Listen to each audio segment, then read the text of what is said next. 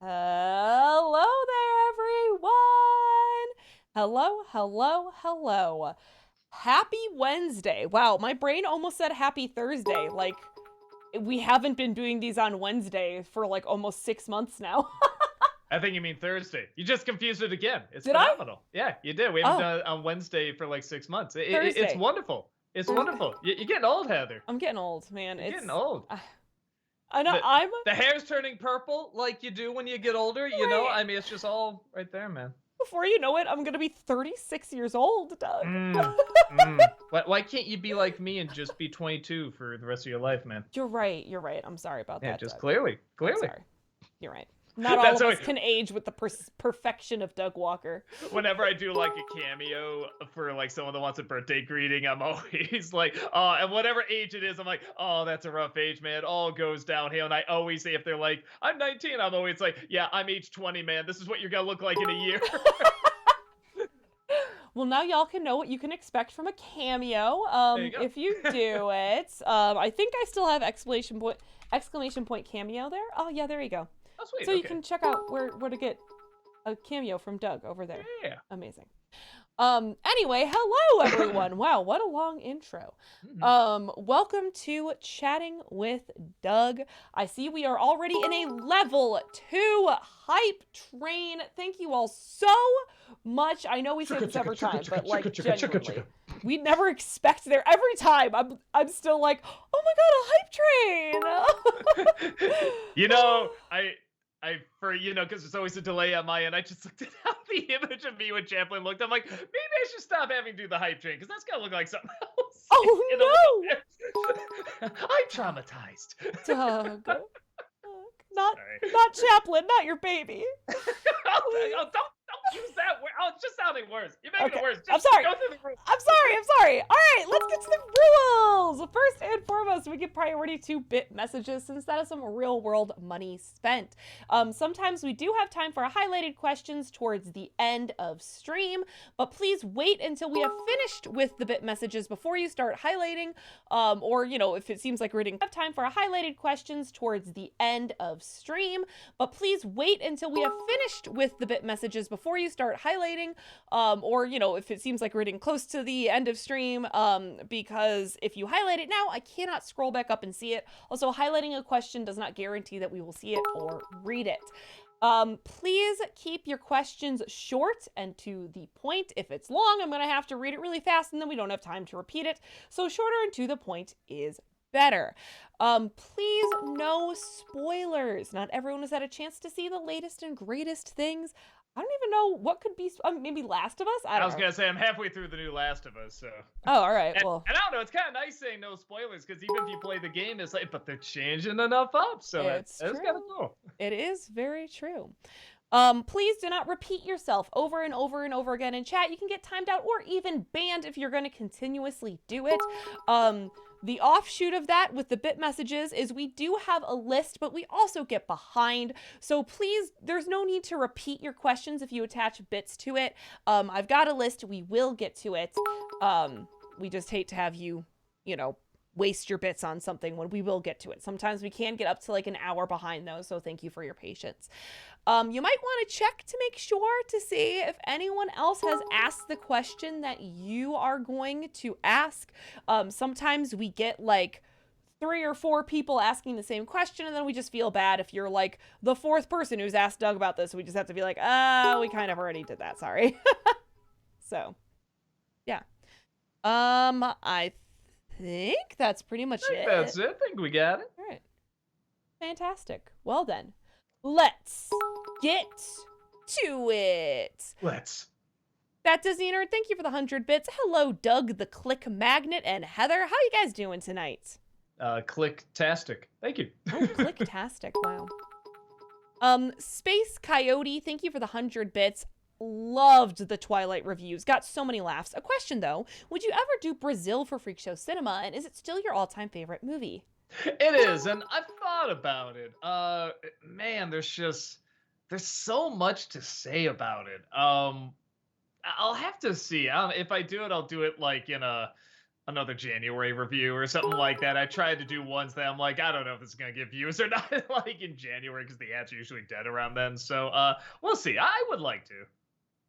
Stiff Guy, thank you for that 12-month subscription. Welcome back. you. Appreciate that for a whole heckin' year. And they just say, hello.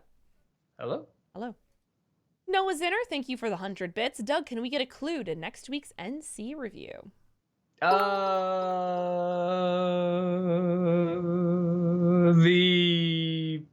Actually, I think it is before. A person in the Twilight movies is in this movie. So here's your clue. Okay, interesting. Spaced Coyote, thank you for the 100 bits. I was also interested, what is Rob's all-time favorite movie? Shit. I think it changes. Sometimes it's Fargo, sometimes it's Big Lebowski. Yeah, he's a big Coen brother guy. It might be Millennium Actress now. Might be his favorite movie.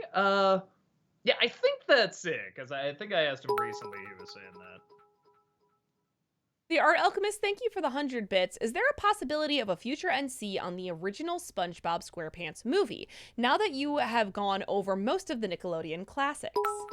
Yeah, I'll get to it at some point. I have it on the list. I feel like if I'm gonna talk about it, I should probably do a crossover with like Phantom Strider or something like that. He definitely knows like all the SpongeBob stuff. I feel like he would know more the reaction to it when it came out too, because like I know I saw the ending and I'm trying to remind myself, like, did I see the rest of the movie? I think I did. I think I rented it, but I can't remember if I saw it all the way through. So I just remember the ending, which was hilarious. And yeah, I'll get around to it at some point. It's on the list. It's just not coming up in the next month or so. Poke Nutcase, thank you for the 109 bits. Do you remember watching The Price is Right growing up? And for Heather, have you ever seen Pepper Ann? I have seen Pepper Ann. I have. I don't remember being especially super attached to it, but I watched some of it.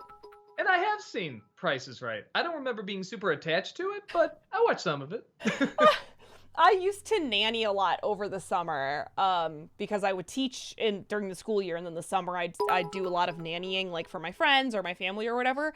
And I always got into a schedule somehow of watching The Price is Right with the little baby, because I would nanny a lot of like babies, so they would like be up. I would get there at like 6:15 in the morning. They'd be up. They'd go to nap around 9 o'clock, and then I would just sit there.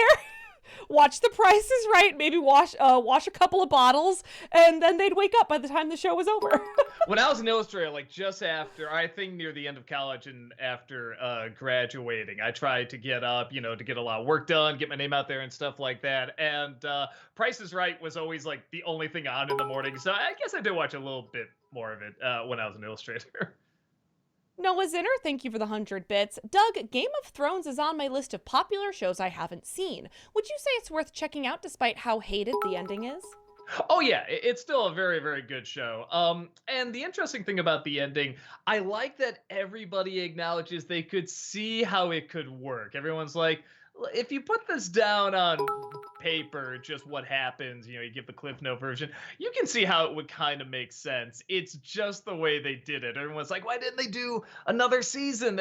People would have loved another season, and stretch it out and everything. So, and even with that said, I don't think that last season gets bad until about halfway through. Sort of the White Walker battle is where it starts to really go downhill. But yeah, it's still a very, very good show. The writing's still great. The characters are wonderful. I don't know, for me, like, everyone talks about all the characters that die, and for me, I'm like, there's only one that died. I'm like, oh, that sucks. And everyone else, it's like, I mean, they're fine, but I wasn't like heartbroken. Like I like all the underdogs. Well, I guess I can't name them because that'll give away that they live. But you kind of know who they are going into the show, and those are the characters I like, and those are usually the characters that made it out. Dillbomb, thank you for the 100 bits. As a Bill Murray fan, what are your thoughts on Groundhog Day? Oh, I love it. Yeah, that's a very good movie. And the commentary, if you ever get the DVD or Blu-ray, the commentary by Harold Ramis is really interesting because he talks about some of the philosophies in it. Like, was it Buddhist or Zen? I can't remember, but they were saying that's kind of the philosophy, like live every day like it started over again, almost like there is no time to it. And it's interesting. It's a really cool commentary. It's a cool movie too, obviously. That Disney Nerd, thank you for the 100 bits. Have you noticed I always greet you using a reference to the reviews recently posted? I have. Yes, Yes. it's clicktastic. Adam Grunther, thank you for the 100 bits. Do you think you'll do a video on Doom Patrol at some point now that it's canceled? If not an NC, then maybe at least a vlog. Pretty please. We'll see. It is one of those where I feel like I don't think I can add anything that everyone else hasn't already kind of said, because the people that like it all like it for the same reasons.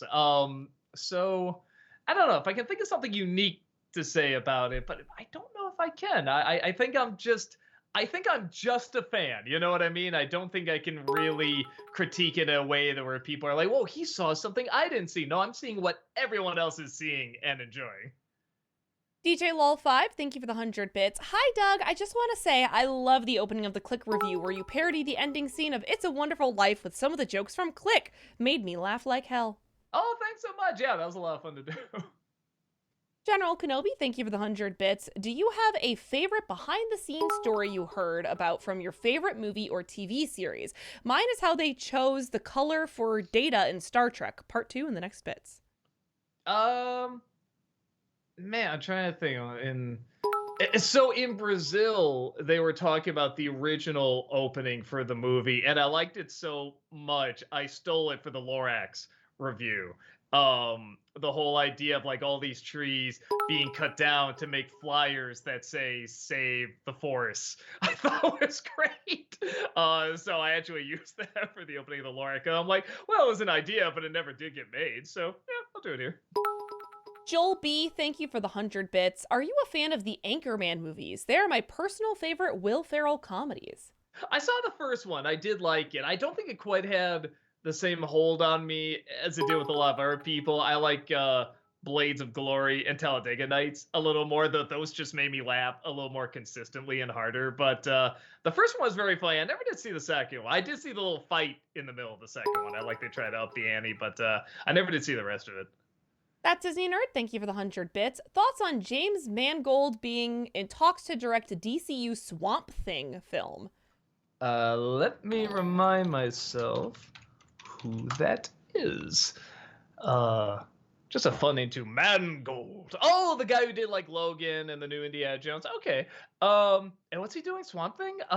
He's in possible talks. Okay. I don't know much about Swamp Thing. Could like be good. That was always one of those where it's like I just sort of saw like the comic in the background, or like I think a movie of it exists. And I was just like, I think there might have been a cartoon. I don't know. I don't know shit about it, so I'm not the guy to ask. He's a good director though. Yeah, I'm excited. I mean, I'm excited for the DCU Swamp Thing movie in general. Are you a big Swamp Thing fan? I'm not a huge Swamp Thing fan, but I like Justice League Dark and like some of the more like Constantine, Swamp Thing, Zatanna side of DC every now and then. So okay, I'm curious to see what they can do with it, you know? All right. There's a possibility. Mm. Adam Grunther, thank you for the 100 bits. Which movie theater ad is more annoying? The AMC Nicole Kidman one or the Regal ad where random comedians say nothing but movie quotes? Regal, that's the one. Oh god, I hate it. I hate it so much. I love when somebody does a parody of it. Brad did a really great one that cracks me up. At the very least, when Nicole Kidman is in that AMC ad, it's like, okay, you know what this is gonna be. And it's not trying to be funny, so it's like, okay, but just like that Regal one, the way they edit it, like, oh, here comes another line you didn't expect. Oh, isn't it great? Oh, we know you're all laughing so hard now. Oh, I hate it. I hate it so much. I had to sit through it every single time I watch a movie. The Art Alchemist, thank you for the 100 bits. I also just started binge watching Darkwing Duck on Disney Plus, and of course, absolutely love it. But I thought the first two-parter pilot episode could have also been a great TV movie if longer.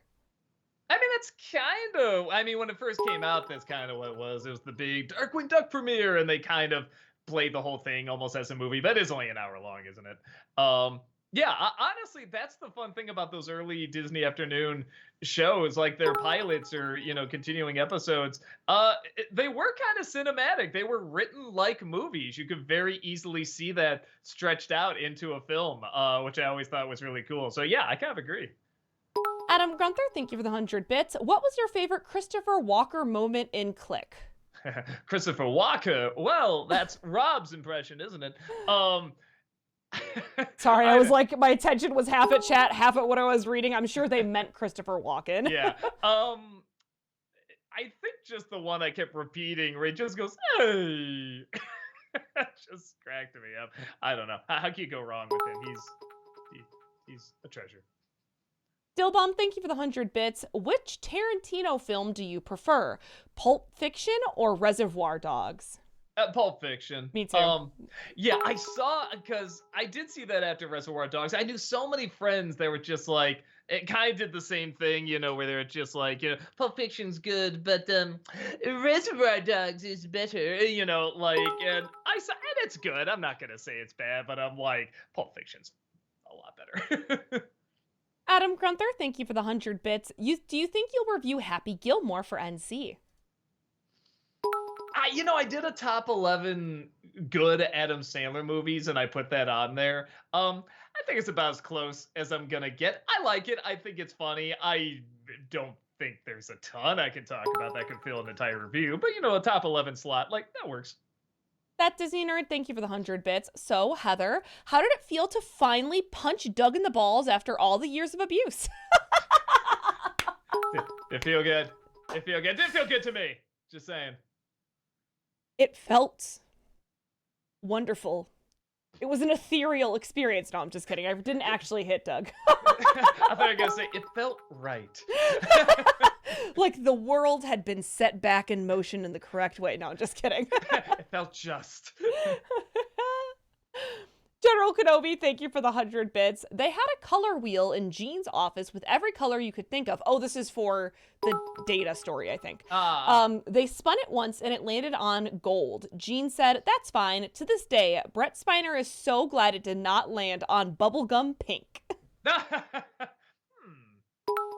can actually see pink working okay, but gold is better. That's why I always saw him as yellow. I didn't even connect it as gold. So yeah, interesting. Sorry, I'm looking at chat right now. Don't hit Doug in the balls. He needs them for reasons. Does Rob get to punch Doug in the balls next? I don't need him anymore, man. I'm 41. There's no use for this. No. Well, then who? I think it was Tamara's first day as an official cast member where we did Wicker Man. Was it her or I think it was Malcolm, where he had to literally hit me in the balls with a bat. So yeah, I don't know. I'm a sucker for crotch shots. I think they're hilarious. Adam Grunther, thank you for the 100 bits. Which animated parent do you hate more? Cotton Hill or Beatrice Horseman? Cotton Hill. Beatrice, at least you can see where that came from a little bit. They don't go much into her history, but they do go enough where you're like, okay, I see where that came from. Cotton Hill, at least from the episodes I saw, sounds like he's just a dick. Unless there's an episode goes into his backstory, but I don't know. Mumraw, thank you for the 100 bits. With the new announcement of Bad Boys 4 and the third movie making the mistake of calling itself Bad Boys for Life, what do you think they'll call this one? Bad Boys Forever or Bad Boys Forgiven? Question mark? Oh, that's pretty good. Mumra, that was so funny to me and I don't know why. Oh, you know why? Because the whole reason he's probably doing it, he just went to Martin Lawrence. He's like, please help me out. I gotta get the nostalgia goggles back up, please. I mean, if he had a good sense of humor, he'd go with Forgiven, but I think he'd probably, it's gotta be Forever, because you're right, For Life is already out. There's a 4 in the title, and didn't Bad Boys come out in the 90s where they kind of did that with the, it's like, they gotta do that. They gotta. DJ Lol5, thank you for the 100 bits. Did you see the trailer that dropped for an upcoming movie called Strays? It's like Homeward Bound, but if it was rated R, and I gotta say, I'm interested in seeing what this movie will be like. Kind of wish it was animated, though. I haven't. No, I see Stray. Okay. Well, there's Will Ferrell next to it, so that's already a great start. Sometimes I'm so mean to him. I got lay off. You know him, Doug, okay? Actually, you know what? Something I found out, he produces a lot of good shit. Oh, I'm really? just noticing his name like under a lot of producer roles where it's just random stuff you wouldn't think, like Succession on HBO or something like that. It's like, oh, will Ferrell produce that? Or sometimes it'd be like a horror film he produced. I'm like, so strange, but okay, yeah, I might actually like him better as a producer. But I like him fine as an actor. I have not seen that trailer though, and I will try to check it out. Chat, how did this even come to be? That Disney nerd just has hashtag punch Doug saggy balls in the chat. I wasn't paying enough attention to know why that's a hashtag and why it's in our chat. Punch Doug's 41-year-old saggy balls. You gotta get the age in there. It just makes it sound funnier.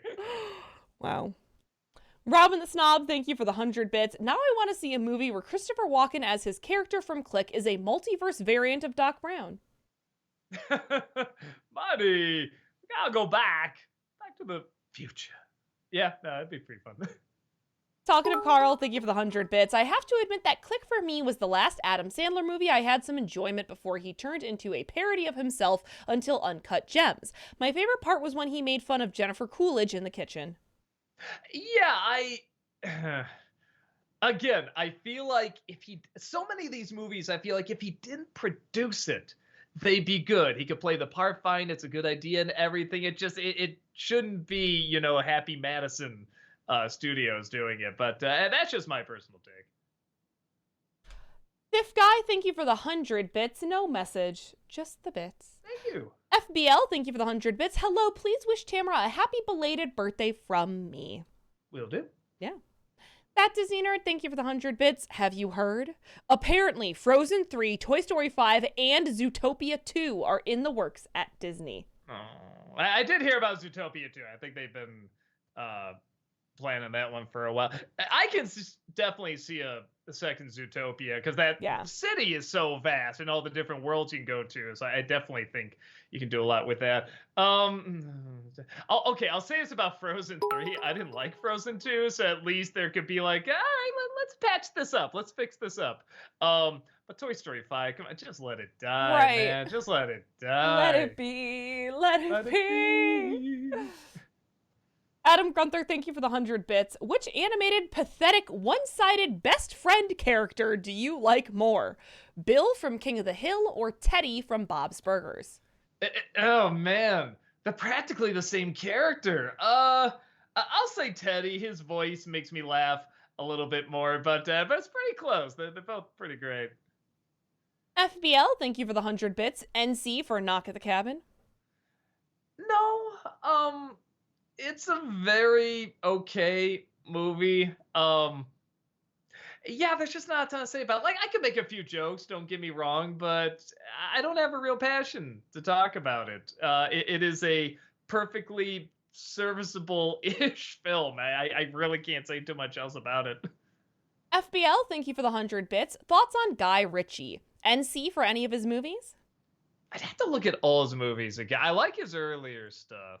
No, but that's not true. I did like that Sherlock Holmes movie was pretty good. I don't think I saw the sequel, but and I guess he's hit and miss. I will say this: there was an excitement in the early days with like Lock, Stock, and Two Smoking Barrels and Snatch and stuff like that, where there was like, man, this guy's like style is so unique and it stands out, and obviously has elements of stuff you recognize from our directors, but it's like, man, where's this going to be going? And you kind of see, oh, Aladdin, okay, or just some of these random movies where you're like, okay, or what's that awful Madonna movie, Swept Away, something like that, where you just kind of go, oh, lame, god damn it, I thought you were gonna be cool. But he does do some cool stuff. Like I said, I did like that Sherlock Holmes movie.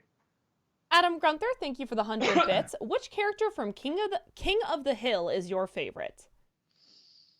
Man, I gotta think about that. Like, which one do I just like perk up if an episode's about them? I'm a big Kathy Najimy fan, so it might be Peggy.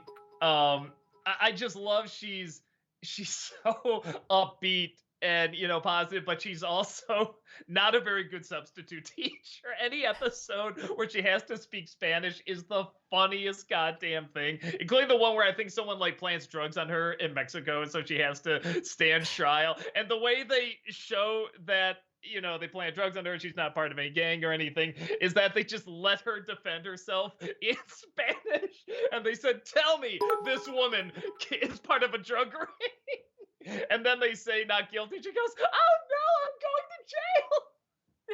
It's so funny. Yeah, I think she's probably my favorite. FBL, thank you for the 100 bits. Favorite / least favorite movie of 2023 thus far? Oh, I mean, Jeez. yeah, man, we're not. We're not very. I don't think I've gone to a movie in 2023 yet. I was gonna say we're not that far yet. I really do need to see All Quiets on the Western Front, though. Yeah, I think that was a 2022 one though. Was it really? Yeah, well, because God. it's nominated for best everything. So Okay. yeah, it's weird. I'm not. Megan was pretty fun. I just see other. Yeah, it's all movies coming out. Just tell me what is out now.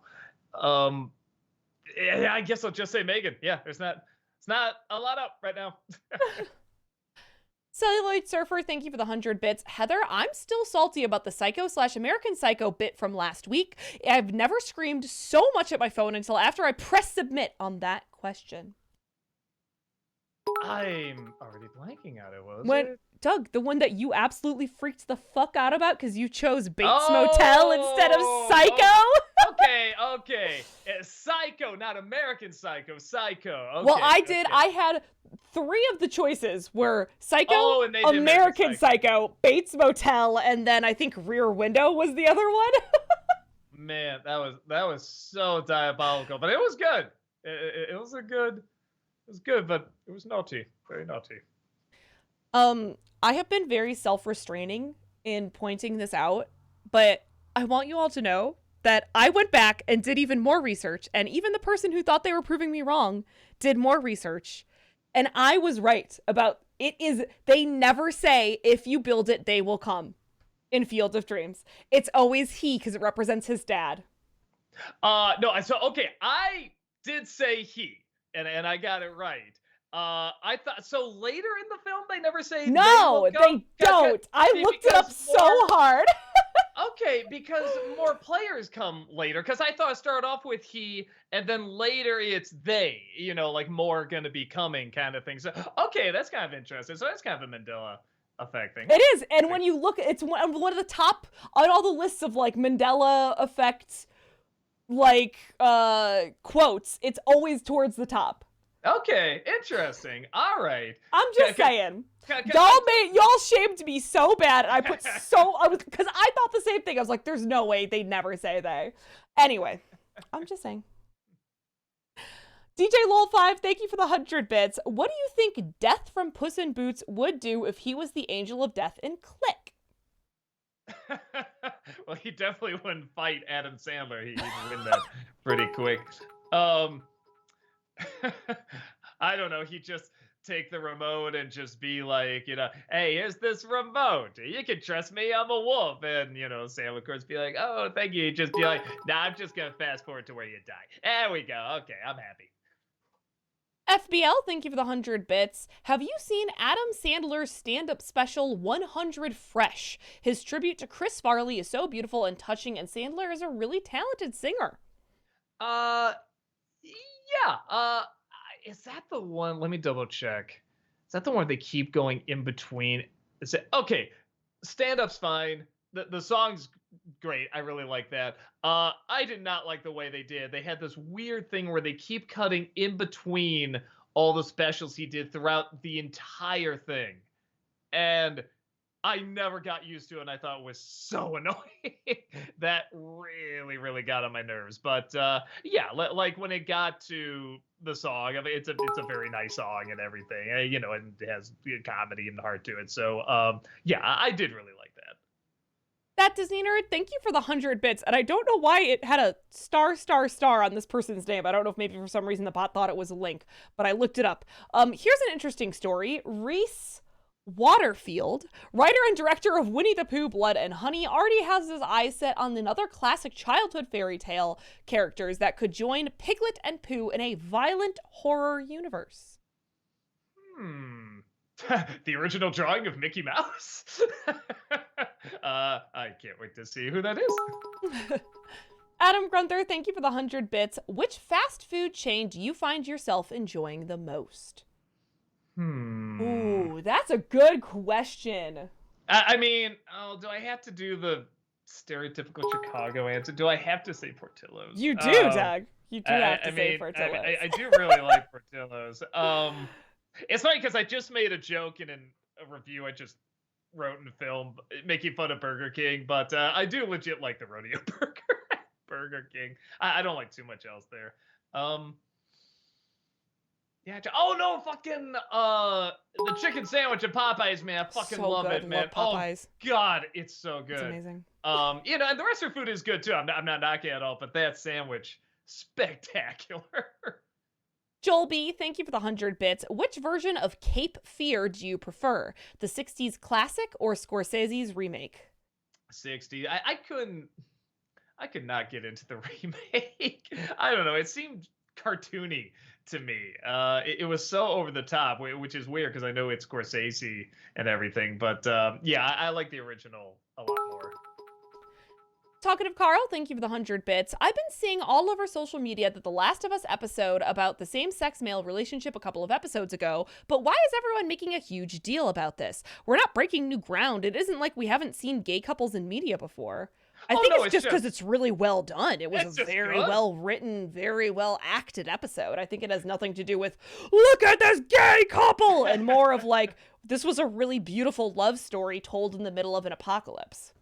Yeah, and for me too, what was so effective about it is like from the beginning, I guess without going too much detail, but from the beginning of where they meet, pretty much until the end, I am just waiting for something to go wrong. At first I thought, oh, he's at the piano and everything, and then he's gonna like whatever, take something and run, or okay, time passes. Well, okay, the guys are gonna break in and shoot him or something. No, okay, well that's okay. Well, okay, well now hear this, and when it just kept going and going, I'm like, oh, maybe it's just nice.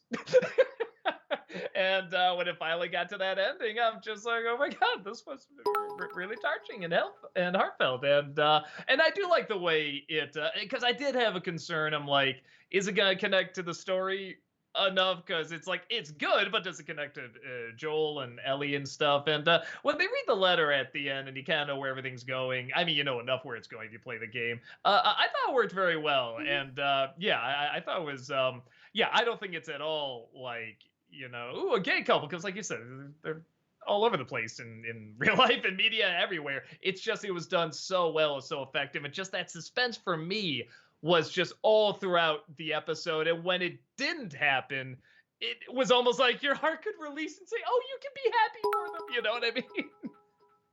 Noah Zinner, thank you for the 100 bits. Doug, this is the one question I've wanted to ask about Hyperforce Go, even though you've only watched about 5 episodes. Which robot monkey stood out to you? Which had the coolest weapons? For me, it's the black monkey with his ghost claws. I don't even remember the weapons. I remember the dude. I always forget his name, but he has a really deep voice. I think he's one of the cops from Gravity Falls. He might be that monkey in it, but I can't remember. I just remember his voice. Again, I really don't remember the personalities of many of them. It's one of the reasons I wasn't getting into it. Adam Grunther, thank you for the 100 bits. What was your favorite scene in the menu? The ending. I was almost going to do a video on it, but I think that's now like the cliche YouTube critic thing to talk about. Everyone's talking about the ending to that movie. I was just like, okay, all right, I'll shut up. Because I don't think I'm going to add anything that new. Though I haven't watched those videos, so for all I know, maybe they say something different. But I just thought that ending was so brilliant. And like I said, just for a week, I had nothing but cheeseburgers. That's all I wanted after that ending. DJ Lol5, thank you for the 100 bits. Which animated father and son duo do you think is the best and most healthy? Oh, just in general? Oh, they're not even giving me multiple choice here. Just which animated father-son duo do you think is the best and most healthy? Oh, man, they're just showing, like, here's clip art of an animated father-son. No, let's try movie. Let's try that. Okay, here's some. That's father daughter, father daughter. I guess there's not quite as many as I thought. Ooh, chat has some good ones. Flint and his tell me, dad from Cloudy with a Chance of Meatballs, Goofy and Max, Mufasa and Simba, Hank and Bobby. Goofy and Max is pretty good actually. Yeah. I mean, like they're good in the show, but I would say specifically from a Goofy movie, I think they did that pretty well. They made them both very identifiable. So yeah, I'll say that. Wild Katarn, thank you for the 100 bits. Would you and Rob ever do another drunk first viewing episode? Seeing you and Rob losing your mind to Kangaroo Jack while drunk out of your minds was one of my all-time favorite videos. Probably not, because man, my head hurt. It hurt a lot, man. I mean, it was fun. The first viewings in general, I don't know. Maybe we'll do it for like the third Pirates movie. We were gonna do it for the first one, but my wife had a client. She's a therapist, and she's like, "Y'all are so loud when you do these." It's like we are. That's the point. We're loud. We're reacting and stuff, and we're just like, "Nah, that's not gonna work." Well, she has a session, so yeah. So we're definitely not doing it for that one. We'll see about Pirates 3. Anyway, our reactions to Pirates 1 were kind of boring anyway. Like we'll make it good. We'll write something good, but yeah, the reactions were were pretty quiet. Kevin Lane, thank you for the 100 bits. I apologize for what I typed yesterday. That said, it was funny when that Disney nerd typed, "I banish you to the Shadow Realm." Love a good Shadow Realm joke. Talkative Carl, thank you for the 100 bits. Heather, I don't know if you spoke on this already, but what did you think of the Wednesday Addams season 1? What were your pros, cons, and what do you hope the showrunners improve on? I actually still haven't seen it. Lucas and I decided to start. We still hadn't seen season 3 of Umbrella Academy yet, so we've been watching that recently. Oh, I'm gonna add that to the list too. That's another one people say I gotta see, and I haven't seen. Good. I like Umbrella Academy. If you like Doom Patrol, you'll like Umbrella Academy. Yeah, that's what I hear. Noah Zinner, thank you for the 200 bits. Doug, have you seen The Last of Us episode 4? And if so, what are your thoughts? I'm halfway through it, and I really like it so far. And the two of them are really getting good chemistry the longer they're together. And, you know, I mean, that's why you're there. You want to see them work off each other and everything. And they're just two great actors. And I love that stupid ass pun book that she has. So cute. When she, you know, asks the question, she just looks at her and she does that little. That says the punchline. God, that killed me. That was so funny. Yeah, no, I'm only halfway through that episode, but I'm loving it so far. FBL, thank you for the 100 bits. Whose laugh is more unintentionally hilarious? Michael Sheen from Twilight or that girl from Garbage Pail Kids?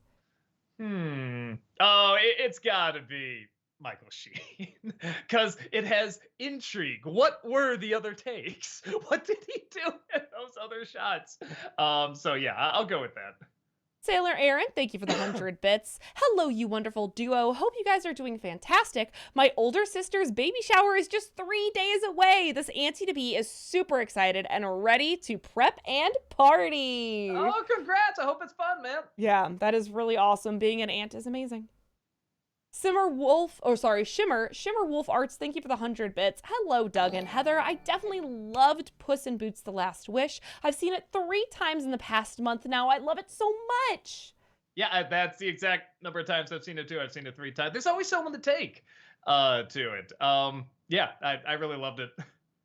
Talkative Carl, thank you for the 100 bits. I'll give anything to have Heather dressed as Wednesday and Tamara as Megan and have them do a dance-off. Make it happen. Megan happen. Everybody's done it. That's the thing. Like, everyone has the TikTok. I think, like, the Tonight Show did it and everything. We're too late. Kenton Play Stuff, thank you for the 100 bits. Good day to you, Sir Doug and Lady Heather. So apparently while Nintendo released their Nintendo Direct, Disney decided to reveal that they're making sequels to Zootopia, Frozen, and Toy Story. Yeah. They said deep sigh, so I had to do the deep sigh. Nice, okay. I was going to say, like, well, we know what it's going to be. Is she's just still getting over the reaction to this? Yeah, Frozen... Zootopia 2, I think it's a no-brainer. You can do a lot with the world. Yeah. Frozen 3, I'll accept just because I don't think the last one was very good, so I like to see them try to fix it up. Hmm. And Toy Story 5, man, nah, just stop, just stop, just stop. How's your last Toy Story spin-off? Lightyear, right? That's great, right? Lightyear did so well. Oh wow, oh my god, so good. Kevin Lane, thank you for the 100 bits. Last Friday, you told us what McDonald's needs to do, but what I meant to ask was, what does it need to thrive? What does McDonald's need to thrive? Um, Good food? I don't know. And even then, that's probably not true. They survived on bad food for a really long time. I don't know. I didn't even know they got rid of like a lot of the characters, you know. So it shows you how on top of it I am. Bring those characters back. That'll fix everything. Boom. Strider for Life, thank you for the 100 bits. Just got done beating the Guardians of the Galaxy game last night. It's fun getting rickrolled in the middle of a battle. Lol. Yeah, definitely. FBL, thank you for the 100 bits. I'm not too familiar with Twilight, but it feels like the story seems to have been stretched through all those films. Like they could have shown everything in 1 or 2 movies. How could an entire movie just be about Bella trying to almost die just so Edward's spirit comes to her? You know what? Phrasing. The books are worse. They're believe so you. unnecessarily I don't long. believe you. God, I hate those books. Oh man, I wasn't a fan of the movies either. Yeah, I mean, I like put it this way. I'm glad that's like your biggest complaint looking at it because yeah, if you actually sit down and watch the movies or I guess read the books, there's so much more to hate. There's so much. FBL, thank you for the 100 bits. Thoughts/NC for 80 for Brady or The Fableman? I still haven't seen Fableman. I gotta check that out. Here's pretty good. Um, my wife really wanted to see 80 for Brady, and I'm like, you don't even like football, and she's like, but I like these, you know. Come on, like, she's like, you know, it's gonna be bad. Come on, that's what's fun. That's what's fun. I'm like, it's my weekend. I got a long work week. I am not fucking seeing 80 for Brady. Did she go anyway without you? No. I think she decided she didn't want to do a movie. I think we stayed in and Yeah. we watched the movie. Oh Nice. man, we saw a fucking good horror film. It's on Hulu. It's called Hatching. If anyone has ever seen this, it is weird and fucked up, but it's like really fucking good. Just throwing that out there. Cool. Talkative Carl, thank you for the 100 bits. It would be awesome for Disney Plus to have a special with all the MCU directors at a table and just talk about their experience directing Marvel films. What they can say on Disney Plus. That's not always true. Sometimes, like that Imagineering show, they would be very honest about some things in there, which I thought was kind of cool. Yeah, I don't know. Actually, it's a fun idea in there. Honestly, I could totally see that as like a little video up there. You know, like until they have that like Marvel assembled thing about the making of a movie and stuff. I could see that actually. That Disney Nerd, thank you for the 100 bits. What's your favorite scene from Puss in Boots: The Last Wish? Mine is the panic attack scene. As someone who's gone through many panic attacks, that scene is the most accurate depiction of a panic attack I've seen in anything. It's tragic but also sweet when Perito helps Puss calm down. It's a toss-up between that and another scene with him when he's talking about his backstory. It was just so twisted and heartbreaking, but also... Uh-oh, we lost Doug. Doug, no! That was really, really clever. Doug, are you there? We lost you. Yes, we lost sorry, you for lost a you for second. a second. Yeah. Yeah. Oh man, we were doing so good too. Oh, like yesterday, we didn't drop or anything. All right. Well, I'm back. You are See me back now. Feel good? You are Okay, back, okay. and we did not hear the scene that you had said. Okay, all right. Sorry about that. So it's a scene with the same character where they go into his backstory. Okay. Because it's heartbreaking. It's also a little funny, and it's very twisted. But I like he never figures out what's really going on because you're waiting for that in the movie, and he never finds out, and he's still so happy and he's okay. And I'm like, all right, I don't know why that felt right. Usually in a movie, I'd be like, oh, the character has to find out. Come on, know the truth and everything. And there's something about the way all the themes and messages added up. I'm like, it felt right that he didn't get the full story. So yeah, I really like that. A lot of his scenes were really good.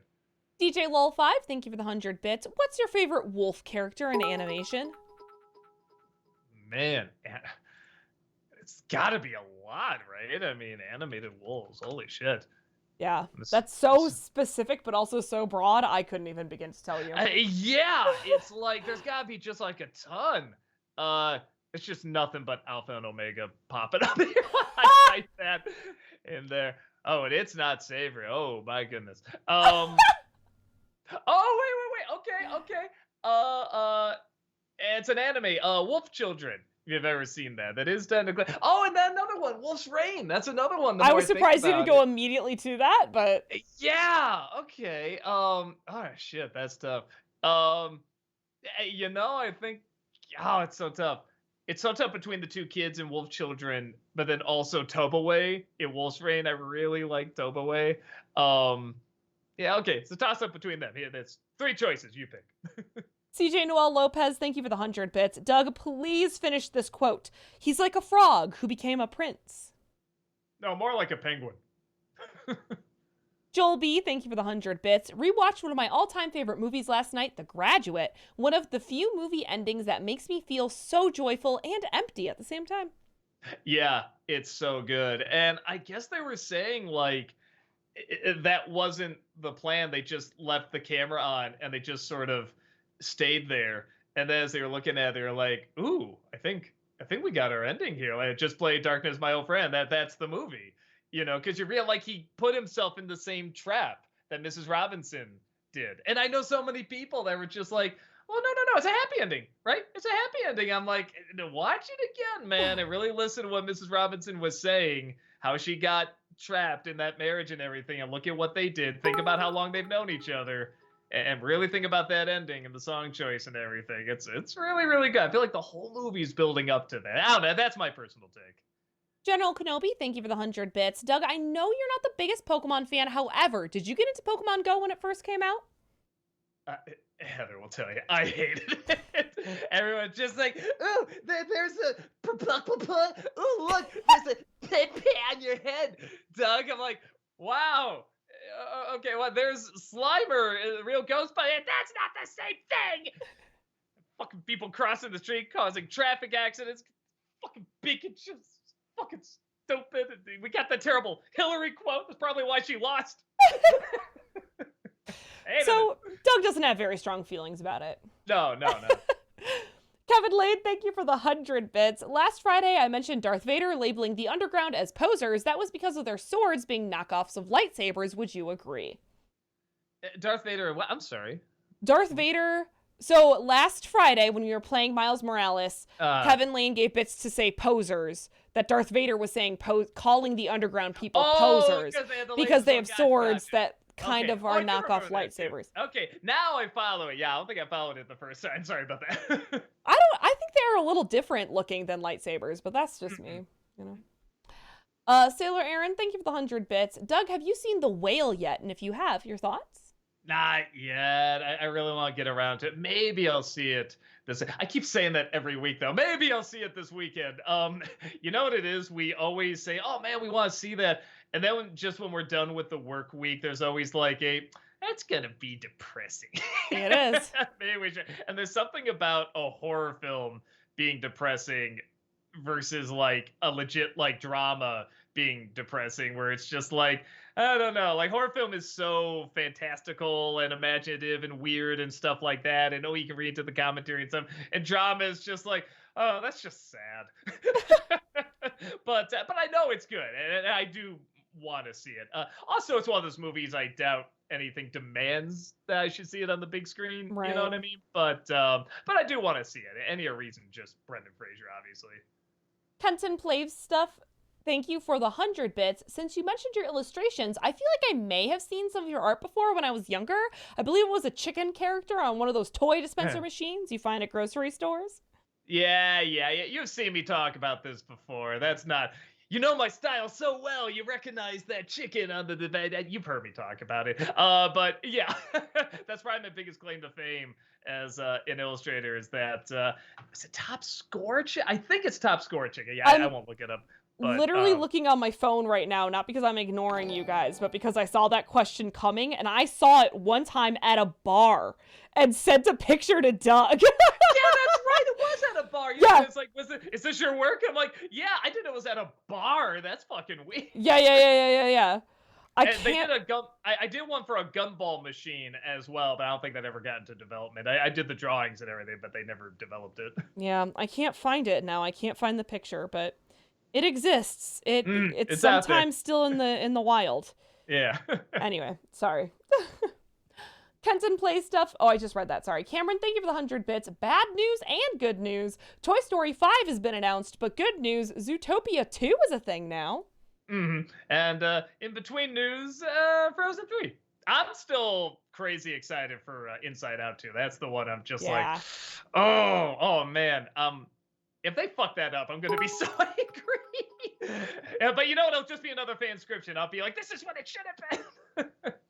Talkative Carl, thank you for the 100 bits. Heather, why do you think Sonic never really translated well in the 3D open world market the way Mario did, despite both coming from side scrollers? Sonic Adventures 2 is a masterpiece. How dare you? No, I'm just kidding. I had a Dreamcast and I played a lot of that game. I mean, I would guess, but I'm not a developer, so I can't really 100% speak to it. I would guess it has something to do with like Sonic. What made him like cool and different and edgy is that he was like fast talking, fast moving, fast whipping, whatever. And that can be hard to do in between levels. You know what I mean? Like if you're just trying to explore the world, I don't want to be grinding on all the rails and rolling really fast. Like I want to explore, but that doesn't really fit the pace of a Sonic game, if that makes sense. That was exactly what I was gonna say. Yeah, and I did play a little bit of that one. We had a demo for the Dreamcast that had that Sonic game, and just from the demo, I thought it was gonna be really good because I thought they kind of worked with it okay, where you kind of exploring, but then you do those fast little sections, almost like a pinball. But everyone says if you play the rest of the game, it ain't that. It ain't like that. I mean, I liked the Sonic Adventure games, but I also have not played them since I was a child on the Dreamcast, so I could not, like, I'd have to play them again to be like, what was that experience actually like now that I'm not a 11-year-old girl tending to my Chow garden. FBL, thank you for the 100 bits. Heather, favorite / least favorite part of being a teacher? I loved the students. I loved my kids. I miss like being a mentor to students. I hated dealing with entitled parents and bureaucracy stuff. Like you had to do a lot of like not notes keeping, but like record keeping, obviously, like when kids took a test or like all of that like records keeping, bureaucratic upkeep of like records and stuff. Ugh. What a waste. Depending on, you know, because you're still friends with some and everything. Because I've known a few teachers, and one of the things they said is like, yes, teachers are supposed to, you know, rub off on the students, but the students rub off on the teachers too. And sometimes teachers can get in like their little cliques, and they can get like a little like sitting at the popular table and stuff like that. And I always thought that was kind of interesting because it does make sense. You're supposed to act a certain way for the students, but it's like naturally some of the ways the students act and everything are going to rub off on some teachers too. And they would say like, yeah, it's a little weird when the students sometimes would get habits of the students that way, like not the good habits, you know what I mean? Oh yeah, the first school I taught at, I only taught at for 2 years because the teachers were so cliquey with each other and with the kids. And I was like, this is the weirdest thing ever. We are all professionals. Why will you not talk to me because I said I like playing video games? She's gonna be the new cool teacher. We have to make sure she's not cool. Kevin Lane, thank you for the 100 bits. With Miles' electric power, he does not ever need to pay for gasoline. All he needs would be an electric vehicle. Am I right? Yeah, makes sense. Makes sense. Just literally punch it, get it going. FBL, thank you for the 100 bits. Thoughts on M. Night Shyamalan's TV show, The Servant? I haven't seen it. I guess it's on like its 3rd or 4th season though. So I guess I'm glad it's doing well and people are watching it. But yeah, I've never seen it. FBL, thank you for the 100 bits. Did you see Pedro Pascal on SNL? I saw the Mario Kart one. The Mario Kart one was great. That was pretty funny. I'm trying to think. I liked the Mario Kart one, and then there was another sketch he did where he was like a teacher, and his students were making like TikTok collages of him with like the hearts and stuff. And he was like, "Why are you guys doing this? Why do you keep saying I'm Daddy AF?" Okay, that one made it. And it 'Cause was pretty funny. that's the thing with SNL. The past, like, I don't know, like 5 episodes have just not. The writing just hasn't been that great, so I've kind of been just skipping around. Except the news section, I do like the news anchors. But yeah, that's why. So I saw the Mario one, I clicked on that, and then it's one of those. I'm like, I'll just wait and see if any of these climb in views, and then come back to it. So all right, so it's one where he's a teacher. Is that Yes, yeah. Okay, I'll look that up. Yeah. Adam Grunther, thank you for the 100 bits. Which controversial death of an iconic sci-fi character did you like more? And I think both of these, it's enough time has passed, everyone. You've either seen it or you haven't. Kirk or Luke Skywalker?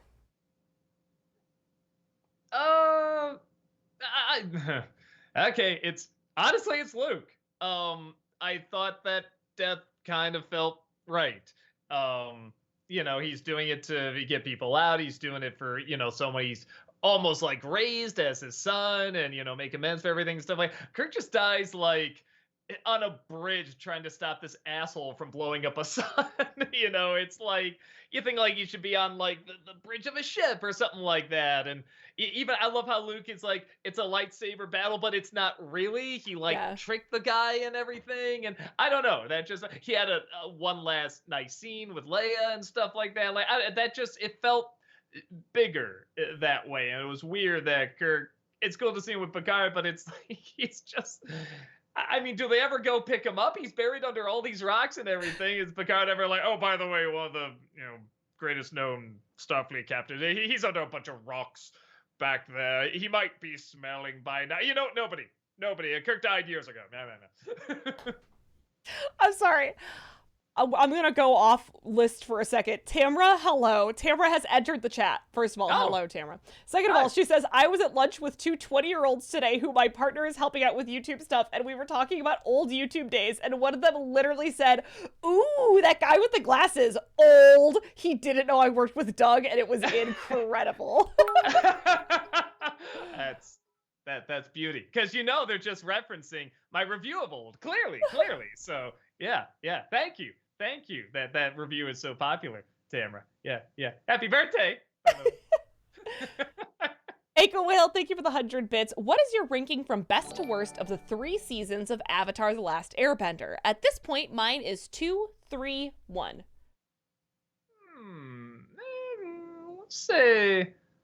I'll say 3, 2, 1. Okay. FBL, thank you for the 100 bits. Freak Show Cinema for Scanner Darkly. I never did see that one. I didn't get into those kind of anime. I thought I would too, sort of like that and Waking Life and everything. They weren't abstract enough. I really thought they would go more dreamlike and everything, but it was almost too rotoscopy. It's like I felt like they should have really like played with what they could do with it, and they didn't usually. Though I guess I never did see all of Scanner Darkly, so maybe I shouldn't talk. But everyone said, yeah, it's like Waking Life, but with a story. I'm like, okay, so less of the abstract. So I'll try to check it out at some point, though. FBL, thank you for the 100 bits. Do you think the Geico Cavemen sitcom could have worked, or was it doomed to fail? I don't see how it could have, honestly. Right. I mean, I guess we did technically have a caveman sitcom with the Flintstones, but that was also for kids. And it wasn't based off of a commercial. Yeah, I mean, it was based off the Honeymooners, though. But it's based off of an already successful sitcom. Maybe that was their idea. It's like, well, Flintstones was based off of Honeymooners. We'll do, like, cavemen based off of Flintstones, kinda. So there you go. Like, it's got to work. How the hell did that get greenlit? That was so weird. That was so fucking weird. Talkative Carl, thank you for the 100 bits. Whenever I hear people say Marvel Phase 4 is bad, I point out WandaVision, Spider-Man No Way Home, Moon Knight, Wakanda Forever, Miss Marvel. And did people forget the deep discussion with themes in Falcon and the Winter Soldier, like Isaiah Bradley? I don't think it's bad. It's hard for me to call it that. So I do like somebody had a funny abbreviation for it. They call it Phase Bore. That I can kind of see. There is some... definitely a lot more boring moments in this than the other ones, but what I like about it is that there's a lot more experimentation. I want that from Marvel. Hmm. I also like the idea of going into different universes. With like multiverse of madness and stuff like that. And things they're setting up. So I'm not gonna pretend like it's their strongest by any means, or say like, yeah, everything worked. It's like I like Phase 4. That was a good way of putting it. But there's plenty of stuff that I think worked fine. And again, if we have to get a little boring to get experimental to maybe lead to the better stuff, I'm fine with that. Like you said, we still have like Loki and stuff like that. So I don't think it's quite the throwaway that a lot of people are building it up to be. Kevin Lane, thank you for the 100 bits. Heather, you once said if you could have any superpower, then you'd have telepathy, but only so you can move matter without touching it. But would you please allow me to correct you? No need. I understand I misspoke. There's a lot happening sometimes. So I know. I meant telekinesis. I misspeak sometimes. It does happen. Joel B, thank you for the 100 bits. Thoughts on the Hitchcock film The Birds for 1963? I must say, those effects still look pretty impressive. Yeah. As long as you include that 1963 in there. But yeah, no, for that time they are pretty cool. It's weird. When the birds aren't on screen, it's a weird fucking movie. Like just the way people talk and what they do and everything, which is so weird because Hitchcock's so good at getting you invested in a story before the weird stuff happens, before the thriller element happens. And that one, I'm just watching these people like I just don't like these people. They're weird and odd. I don't follow why they do or say anything. It's just very, and it has one of the funniest edits that I know in Hitchcock's head he's like is going to be brilliant, but it's just so awkward. It's when the gasoline, this long line of gasoline, catches fire and slowly lean to the gas station, and it cuts back to it's Tippi Hedren. What's her name? Yeah, Actress. Hendren, to be Hendren or something like that. It cuts to her, just like looking like this, then back to the fire, then back to her, and the head's already turned, and it does it like 5 times, and it is the funniest fucking thing, and it's supposed to be like a suspenseful moment. So yeah, it's I get why people like it and everything, but that's never been high on my favorites of his. DJ Lol 5, thank you for the 100 bits. I was watching The Last Wish, and when I heard Perro's backstory, I think somewhere deep down, Perro could holding down some emotional baggage from the abuse he endured with his previous owners, and I would love to see that explored if they do another sequel. What do you think? A deep and odd question, I know. I don't know, because I'm so satisfied in the film them not going into that more and him not knowing, but I'd be lying if I said, man, wouldn't that make an interesting movie? So I don't know. And even, are they gonna do another one? I think they were building up like, another Shrek movie at the end, but at this point, I don't know. I mean, the box office, it really does have legs, so maybe they would be like, maybe we should just do another Puss in Boots. Mumra, thank you for the 100 bits. Thoughts on the news of Prinz and Hewitt returning for a fourth I Know What You Did Last Summer movie?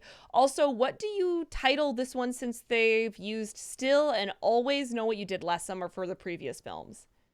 I Know What You Did summer of '98, whenever those movies came out. I never did see those films. A lot of late '90s horror just didn't grab me. Like even the ones I acknowledge are good. The Scream films are fine, but I don't get into them at all. So yeah, something about that era of like slasher films in particular just didn't grab me. I never did see them, so I'm not the one to ask, sadly. That Disney Nerd, thank you for the 100 bits. Thoughts on Michael B. Jordan confirming Creed 4 and other spin-offs being in the works? Oh wow, God, I didn't even get 3 out yet. Yeah, right? I mean, I love the last 2 Creed movies that have come out. The third one looks good. Honestly, if I can, I'm gonna try and see it on IMAX too, because they had like a little sneak peek of it when I saw Avatar. And at first I'm like, well, why do I want to see a boxing movie on IMAX? And it looks pretty fucking cool, so I might check it out there. I guess I can't really comment until I see how Creed 3 is, but yeah, Creed 1 and 2 I really liked. FBL, thank you for the 100 bits. NC for the Spiderwick Chronicles. Heather, did any of your students ever read that? Also, Heather, what was your favorite type of literature to teach? I liked doing like sci-fi fantasy just because not a lot of other teachers that I taught with had experience in that genre, and I think sci-fi is a really interesting vehicle to get some discussions going with students about real life issues. But some of them did read Spiderwick Chronicles, but I did not read them. I never did see the movie. I might look into it though because that's probably nostalgic. Now, and I have gotten it before. I have had people ask me to look it over, so that might be one to, yeah, just give a shot. Just to, there's some movies I'm just like, was this gonna do well or not? Like Ant Bully, and like people like Ant Bully, they remember it. So I'm just like, all right, well, maybe I'll try that with Spider. I always want to say Spider-Man Chronicles, Spiderwick Chronicles. There you go. FBL, thank you for the 100 bits. Biggest movie surprise and disappointment of 2023 thus far. I mean, that Megan was good, but it wasn't that good. Talkative Carl, thank you for the 100 bits. I've been playing Forspoken game, and I've been loving the main female lead. She reminds me of Aloy in Horizon in some ways. When I see characters like these in films like Moana and Encanto, they represent the hero's journey perfectly, so I don't understand how you get things like the live-action Mulan. Yeah, I'm interested in Forspoken. I applied to get a key, but didn't get one. It's okay, Square Enix, I still love you. When did this come out? Because I only recently... 2 or 3 weeks ago, maybe. Okay. I only recently started seeing like videos of it and stuff like that, like people talking about it. So, okay, cool, yeah. Oh, maybe someday I'll check that out too. Kevin Lane, thank you for the 100 bits. For your next Nostalgiaween, I highly recommend you review The Tower of Terror. October 26th will be its 26th anniversary, and for some people, such as me, I want it to be on Disney+. Have either of you seen it? Yeah, I did a Disney-cember on it. I did really like it. I really liked it too. Yeah, in my opinion, I think that's the best Disney ride movie, better than Pirates, because it really is sticking to the source material. Where the Pirates movies, are fun and stuff, but I mean, they're just making a bunch of shit up. This one, it's like the fucking ride is in the movie, and like all the characters that are set up in the ride, it's like they're all the main characters and they have backstories, and they're all interesting, and there's kind of a good mystery going on, and I don't know, I really dug it. Adam Grunther, thank you for the 100 bits. With the Harley Quinn Valentine's Day special being released tomorrow, are there any DC characters that you think would be funny to see in the show parody? Personally, I think Zod would be fun to see. Oh, fuck yeah. Zod would be awesome. Man, like, Zod, and he gets a version of himself from another universe. So you have like the Michael Shannon and I forget the one from Superman 2. Like they meet up, and because he's such an egotist, like he starts making out with himself, and that's like the Valentine's special. That's like the true romances between the two of them. Oh my god, yes, I'm with you 100%. Adam Grunther, thank you for the 100 bits. What's your favorite food scene in a Tarantino movie? For me, it's the strudel scene with Landa in Inglourious Bastards. That's Rob's favorite too. He loves that. I'm trying to think. I did in Django. I like when he's pouring the beer, and he starts scraping off the foam at the top and stuff like that. He just keeps cutting back to it. And it is one of those, I just remember watching it just like, well, fuck, now I really want an IPA. It just looked really, really good. That Disney Nerd, thank you for the 100 bits. So today I bought my ticket to see Titanic on the big screen tomorrow night. I'm excited to see it. Yeah, it'll be interesting too to see how the effects have held up. Because and it's not even, because they really did build the ship and everything. I'm thinking more like the movement of the people on the ship. And then I remember even when I was younger seeing it, something about the sky didn't look right. It almost looked too black. And I know that's the idea. It's like there's no lights anywhere. It's just the moonlight and everything. But I just always remember like something about the way they did the contrast and the darkness on the sky. It always looked a little too black to me. And now I'm wondering if I watch it now, I'd just be like, whoa, that looks weird, kind of thing. But again, they really did build that damn ship and rip it apart and stuff like that. So I get the feeling most of it will hold up well. It'll just be, every once in a while, a little bit of that uncanny valley. But yeah, it's really something to see on the big screen. DJ Lol 5, thank you for the 100 bits. If Disney announced a Disney Plus reboot of Gargoyles, what would you like to see happen in said reboot? Personally, I'd love to see Lex embrace his queerness since the creator has confirmed that Lex was gay. I never thought about that. Okay, yeah, I can see that. Man, I don't know. It probably. I mean, I feel like they tapped on this a little bit in the last season, but maybe more with Goliath and his daughter and Demona, like, trying to make something work there, because that is technically a family. That stuff's always really interesting. Yeah, outside of that, I don't know. Get Tim Curry back as the scientist. Noah Zinner, thank you for the 100 bits. Hey, Doug, here's a game request that's not Telltale's The Walking Dead. Ain't that refreshing? It's Horizon Zero Dawn. Much like Ratchet and Clank and God of War, it's one of the finest in the PlayStation family that's a rich in world, story, and worth checking out. I love Horizon Zero Dawn. That sounds real. That's with Aloy. Yes. Okay. And the robots. I've seen Rob play this. Yeah, man, this just watching him play, that's one of those where I'm just like, holy shit, can I just look at this world here? And like he was telling me like the story behind it and everything. I'm just like, this is fucking cool. This is like a goddamn cool story and setup. So yeah, I wouldn't be against that. I don't know.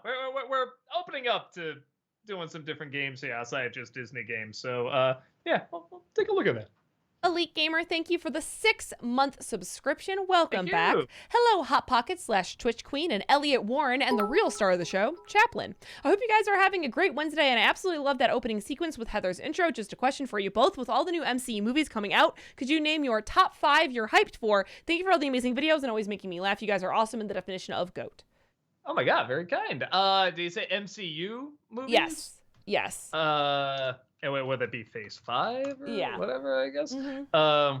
I mean, Ant-Man and the Wasp is only a couple of weeks away. Yeah, that's just like... Or Quantumania, you know. Let me double check, see what's coming out. Guardians 3. Guardians 3. Yeah, because that's going to be like the last one, right? Mm-hmm. And that's what it sounds like. At least that's the last one Gunn is doing. And then I guess I'm a little curious about... yeah, I don't know. I'm Loki curious season about the 2, Marvels too. The Marvels after Miss Marvel, that got me really interested because I feel like I can really see her in a team. You know what I mean? Mm-hmm. So I'm down for that too. Yeah, I guess those are the ones. Talkative Carl, thank you for the 100 bits. Heather, if you had to choose between watching B-Movie or the first 6 episodes of Naruto, which would you choose? Naruto. Easy. Because Naruto isn't that bad. It was the fans that made me not like it. Cameron, thank you for the 100 bits. If you remember the scene in Toy Story 4 that involves Buzz trying to obtain a key, if you look close enough, it's modeled after the Keyblade. A pretty cool detail. Oh, cool. Okay. Yeah, I don't think I played Kingdom Hearts at the time when I saw it. So, okay, we'll try to keep an eye out for that. General Kenobi, thank you for the 100 bits. Doug, I'm so sorry, but I just had a vision of you doing a review, and you start to have a panic attack, and everyone on the channel awesome comes to snap you out of it like an airplane, but instead of smacking your face, they just punch you in the balls. For a second, I thought you were going to say they do like in Puss in Boots and like they all put their head on me like, what the fuck you doing? Okay, well, thanks for that. Kevin Lane, thank you for the 100 bits. Doug, I find it hilarious when you don your glasses and change your voice. It's as amusing as when Neil Goldman from Family Guy removes his retainer and his voice becomes deep and seductive. Oh, that's right. Yeah, he talks like this, then he takes out. He suddenly sounds like this. Oh, anyway, let's go over here. Talkative Carl, thank you for the 100 bits. What is the most ridiculous thing you've heard a celebrity spend money on? Uh-oh, did we lose you again? I thought he was just thinking, but I think we've lost him again. We've lost him again. Island. Oh, no. There you are. You're back now. Hello. Okay. Sorry about that. Oh, man. Okay, shit. I guess we got really... we were seeing if it was the weather, the cold around here, but it looks like it's happening quite a few times, so I think we got to look into that. Okay, with the internet. I don't know. There's something always so weird about celebrity buying an island. Like when Rob... he went to Fiji on his honeymoon, and they were doing this, whatever, this tour, and they were saying, that island, actually, those 2 islands, yeah, Nicolas Cage used to own those 2 islands, and it's like, I don't know why, that just seems really odd to me, and I can't explain why. It's always like just an island. Okay, just middle of nowhere. I mean, I guess it makes sense, but just yeah, that island. I want it.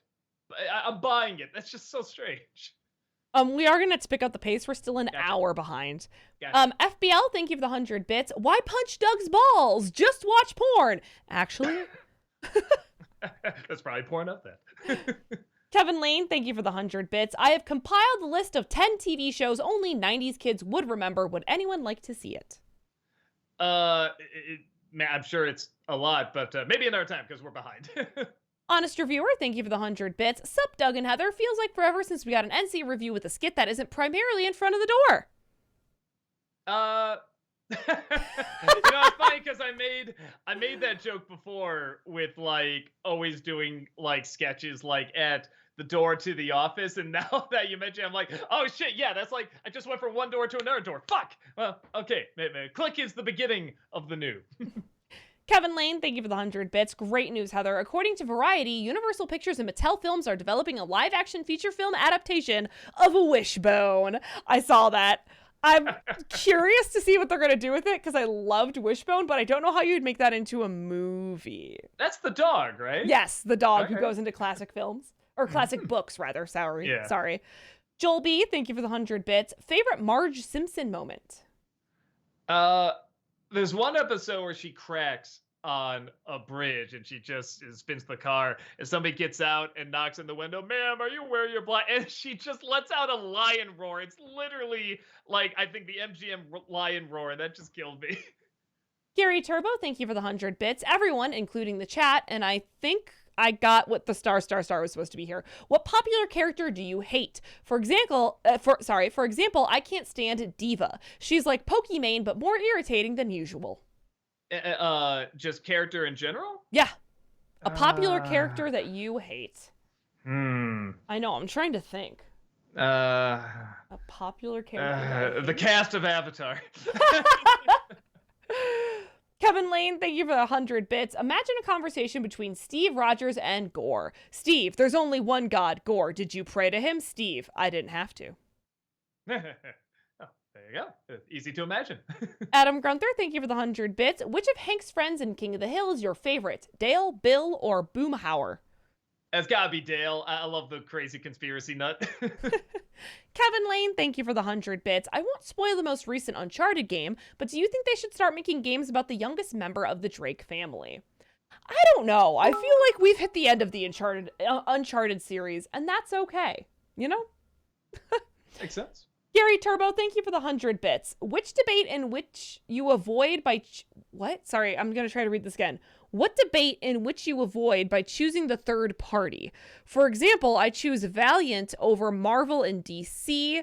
Charles Parolo choose Nintendo Switch over Xbox and PlayStation. And certain people choose Kobe over Jordan and LeBron. I'll say we did this in Old versus New when it was the Disney Cinderella live action remake, or the original. I think we went with Ever After. Gary Turbo, thank you for the 100 bits. Everyone, including the chat, who's the most badass superhero that didn't originate from the comics? Harley Quinn doesn't count. For example, Soldier 76. I mean, I guess I always see a lot of stuff about. Oh, I always get X-23. Is that it? Laura, Wolverine's clone. Yeah, Mhm. I mean the bits I've seen, that's pretty cool. Cool. That Disney nerd, thank you for the 100 bits. I've seen people saying this since Puss in Boots: The Last Wish came out, so I want to get your opinion about it. Are you ready? Here we go. Is DreamWorks better than Disney? That's apples and oranges, kinda. I can't say that they haven't been around long enough for that. I think they still need like a good 20 years before we can really start drawing comparisons, before they could be like the next Warner Brothers to Disney, you know what I mean? But I like that they are different. Flying Bowser, thank you for the 100 bits. Hi, what's your favorite slasher movie? Man, Candyman, Sleepaway Camp, Sweeney Todd, Terrifier, all the ones that do something different. I really like those. Honest reviewer, thank you for the 100 bits. I should be excited by the prospect of Zootopia 2, but all I can think about is how recent Disney sequels have the characters backtracked out of their dreams and achievements from the previous film. And I'm concerned they'll do the same there. Yeah, it's a legit concern, but I think because there is more of a world set up there and they showed so much of it, I'm cautiously optimistic. Cameron Blythe, thank you for the 100 bits. Are you still doing Dark Toons? I have a few recommendations. Yeah, we're mixing it up a little bit, but yeah, if you got some, go ahead, list them. Adam Grunther, thank you for the 100 bits. Which Peanuts holiday special besides the Christmas one and Great Pumpkin is your favorite? Everyone loves the Thanksgiving one. What other ones are there? Was there an Easter special? Like, I'm trying to just go through the holidays. There's one that was really cool called She's a Good Skate, Charlie Brown. I don't think it's a holiday one, but it's a real good one. I remember really liking it. Adam Grunther, thank you for the 100 bits. So, have you seen Marcel the Shell with shoes on yet? And if so, what do you think? Not yet. I will try my best to check it out. Adam Grunther, thank you for the 100 bits. Have you been able to see Wolverine and the X-Men yet? And if so, what do you think of Steve Blum's Wolverine? I just started it. Yeah, I mean, he practically seems born to do that voice. It's so weird whenever he roars like that. He sounds just like the dude from the original. What's it, Cal Dodd? He sounds just like him, like the original. That's really, really cool. Noah Zinner, thank you for the 100 bits. Doug, they literally just confirmed that Zootopia 2, Frozen 3, and even Toy Story 5 are officially in the works. What is Disney thinking? 4 movies were more than enough. I agree. Zootopia 2, like I said, I can see, but the others we'll have to see. 3M Onion, thank you for the 100 bits. Would your review on Ghostbusters Afterlife be the 6-year follow-up from the awful 2016 movie review? 6-year... 6 years later? Yeah. Kind of thing? Maybe, I don't know. Maybe just as a completionist, because I'm like, well, I could do Afterlife, and then there'll literally only be one Ghostbuster movie left. So, we'll see. Constable Gamer, thank you for the raid. Appreciate that. Thank you. That Disney Nerd, thank you for the 100 bits. 3 weeks till Pirates Month, Doug. Woo! Yeah, I'm literally already started because we do them weeks in advance. So, yeah, it's on its way. Adam Grunther, thank you for the 100 bits. Kill one garbage pail kid, send the rest of them to the state home for the ugly. Greaser Greg, Nat Nerd, or... Oh, who am I kidding? Just get rid of them all! In all seriousness, which one of those insufferable hell spawns did you hate the most? The one with all the zits that kept wetting his pants. So stupid. Oh, so dumb. The way you didn't even want to finish that sentence. No, because I'm just thinking of it. They show it like 5 times. And he has that dumb voice. Oh, I hate it. It's so terrible. Robin the Snob, thank you for the 100 bits. I want to be honest. I'm hyped for Oppenheimer. I feel Christopher Nolan and Cillian Murphy are a good combo, and I love stories about history. Yeah, and I don't know anything about very little, at least. So I'm curious to see how he does it. Adam Grunther, thank you for the 100 bits. What is your favorite kill scene in the Suicide Squad? Shit, man. I gotta think. I think I like when they're kind of competing, killing people in that camp. I feel like there's one guy he walks by, and as he's looking at him, he just stabs the guy laying down. That was just so cruel, especially when you get to the punchline at the end. Strider for Life, thank you for the 100 bits. Heather, have you seen the leaks from the Fallout series? They actually made the Red Rocket truck stop from Fallout 4. I have not yet, Strider for Life. I tend not to look at leaks, though, because that always feels bad. Like, that's not what they wanted us to see, you know? So I tend not to look at them, but when they officially release it, I'll take a look. Noah Zinner, thank you for the 100 bits. Doug, Finding Nemo turns 20 this year. Another amazing nostalgic work of art. Maybe an NC review? That's another one. I don't think I could add anything that different that everyone else hasn't already added. So probably not, but man, yeah, just getting older, man. Exile, thank you for the 100 bits. Have you seen Vox Machina? I have. No, I take it back. I saw the first episode. It was fine. It just wasn't grabbing me. Heather's been keeping track. I have. I really enjoy it, and this season I think has been really strong. So I've been enjoying the season. I can't wait. I think the last batch of episodes comes out this Thursday evening / Friday night. I don't know. I thought they're supposed to come out on Friday, but sometimes people message me and they're like, "Hey, Vox Machina's out already." So I'll be excited to see the new stuff. Well, we can take a breath because now we're back to a half an hour. So, phew. CJ Noel Lopez, thank you for the 100 bits. Heather, what do you think about the Game Boy and Game Boy Advance games coming to Nintendo Switch Online? And when do you think they'll add the Pokemon games? I mean, I thought that was one of the more interesting announcements from today's Nintendo Direct, is that like you can already go and play some of those Game Boy and Game Boy Advanced games if you have the Nintendo Online plus expansion, whatever that I still need to get. I don't know when they'll add Pokemon games. I don't know if it's a rights issue thing or what, or if like they just want people to buy like Let's Go Pokemon or Let's Go Pikachu instead of like getting or going back to play like Red or something like that. I don't know. I did see that on the list they had Pokemon trading card game, but they didn't have any of the like mainline Pokemon games on that list. So I don't know. It's so funny. I had to remind myself, like, why would they release like Game Boy game? Like, that's kind of bizarre. I'm like, that's right. That's like where Pokemon got its start, and that's where like kind of exploded and everything. So yeah, I always gotta remind myself of that. Yeah. Exile, thank you for the 100 bits. Actually, Kirk's original death was even worse. He just got shot in the back. Right? Well, actually, that's really interesting. I'll actually you too. Wait, no, hold on. No, I don't have anything to actually you on, so. Kenton Play Stuff, thank you for the 100 bits. Even though we're obviously not in the Halloween season, what are your thoughts on SNL's David Pumpkins character? I personally love him and the skits, arguably one of my favorite Tom Hanks performances. Also, there was an animated special based on the character. Tom Hanks was the best part, while the rest was You know, the first time I saw it, I said, well, this is fucking stupid. And then it just blew up. And at first I didn't get it. And then I watched it again. I'm like, all right, I think I get it. I just don't think it's funny. It just doesn't do anything for me. But I do understand why people like it. Like, that's kind of the idea. Adam Grunther, thank you for the 100 bits. With how in your Avatar reviews, Sokka was played by Malcolm, Katara by Rachel, Toph by Tamara, Zuko by, well, Dante Bosco, who would you have Heather, Walter, Jim, and Ayana play? I think Heather would have to be Azula. Yes, so many people said that. I would love that. Let me play Azula. Let me do it. I'll do it, Doug. And Rob, I think, would have to be the Fire Lord just because he can do the Mark Hamill voice. Jim, maybe Cabbage Guy?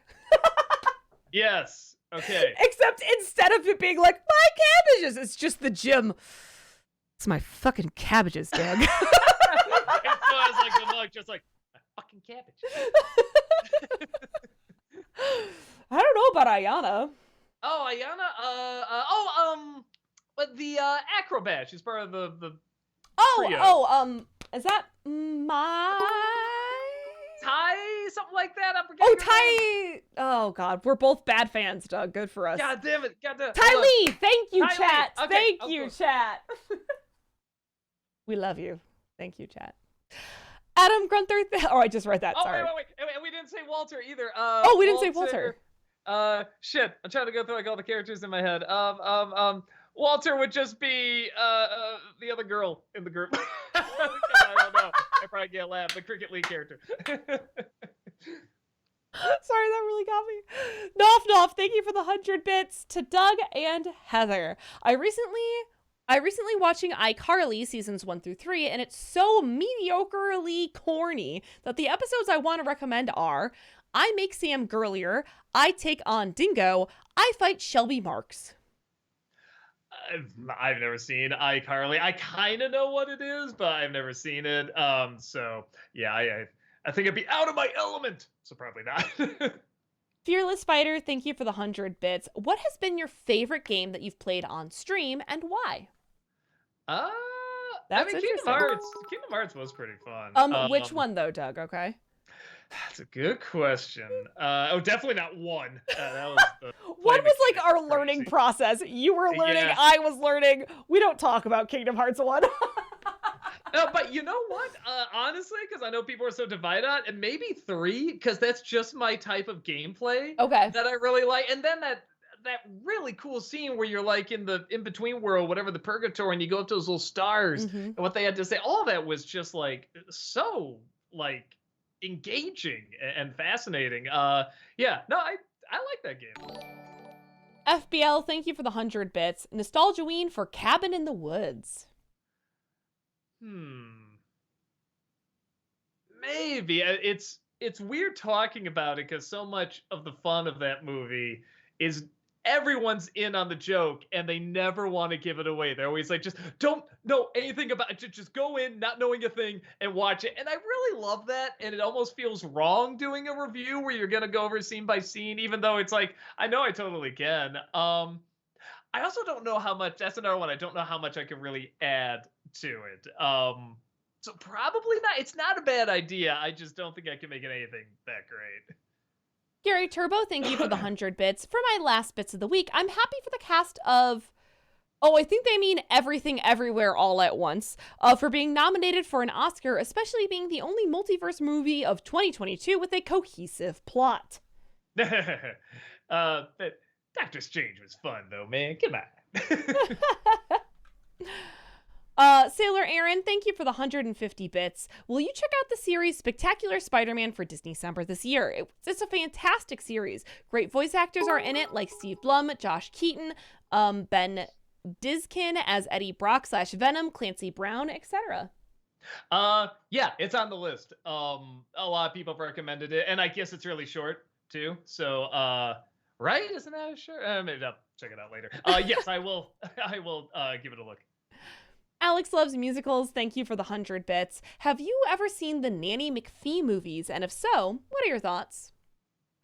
No, and they're pretty popular movies. A lot of kids have grown up with them now, so I probably should. I should check them out. They look like fun.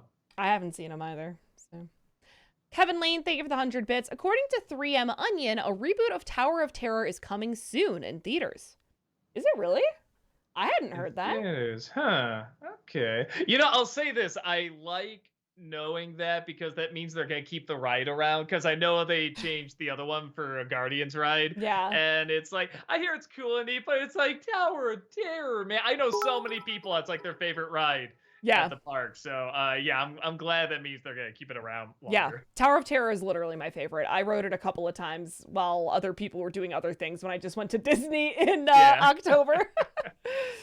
Alexander, thank you for the 100 bits. What are your top 3 favorite Paul Rudd performances?